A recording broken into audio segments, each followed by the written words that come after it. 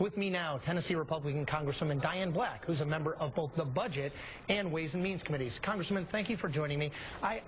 We had some reporting from Kelly O'Donnell, NBC's congressional reporter, earlier that said don't expect any public counter-proposal from Republicans. Can I ask you why not?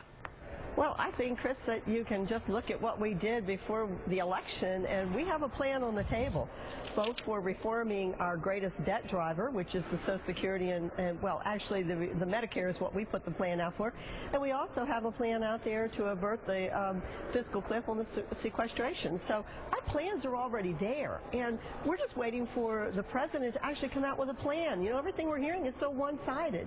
It is all about taxes, and now he's telling us he wants to even spend $1.6 trillion more than what he had in his budget plans before. So we have a plan out there. We want to know what is the president's balanced plan. Now, Congresswoman, I want to play something that Tom Cole, a colleague of yours from Oklahoma, had to say on this show yesterday, talking about why he thinks the Republicans should do a bit of a deal. Let's play that. I want to come back and talk to you, get your thoughts about it. Sure.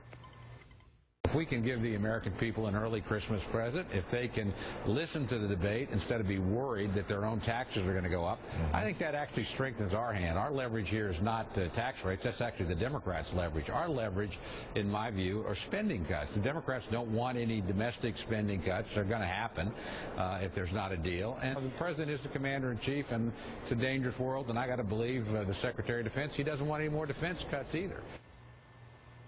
Now, by way of context, House Speaker John Boehner has come out and said, look, we are not in support of what Tom Cole is saying. Again, I ask, why does it not make sense to say, okay, let's get these tax increases. Let's for 90% of people, let's say, don't worry about it. Your taxes won't go up. We're going to agree on that. Let's quibble about the other stuff later. Tell me why the Republican House conference doesn't think that's a smart strategy.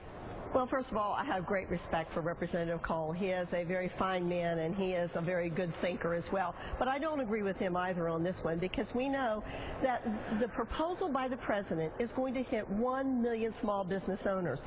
Ernst & Young has told us that we'll lose 700,000 jobs because of that. That doesn't help the middle class at all.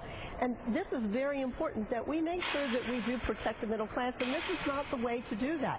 You know, there is a way to take care of this, and we have a plan on the table. The president needs to give us his plan and stop just talking about taxes only. Here's the thing.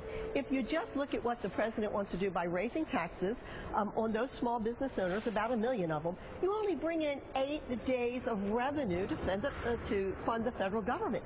What do you do about the other 350-plus days? It makes it sound like the panacea is only on this one side. Do this and it's all over with.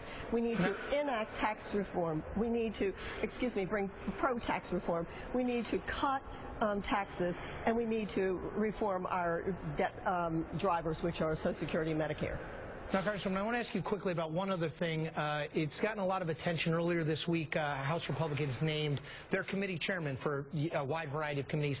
All 19 of them were male. Now, you know as well as I do that Republicans in the 2012 election struggled among women, losing particularly among Hispanic women badly.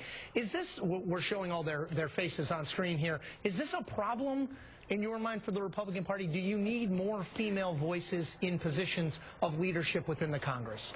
Well, here is the position of leadership that is not talked about on the other side. Last week we elected our leadership, and at the head of our conference is Kathy McMorris Rogers. Our vice chair of our conference is Lynn Jenkins, and our secretary is Virginia Fox. So we have 3 women in the top leadership positions of our conference, and yet that's not talked about on the other side. Well, thanks for making the point. Congresswoman Diane Black of Tennessee, I appreciate your time. Thank you, Chris. It's good to be with you. Sure.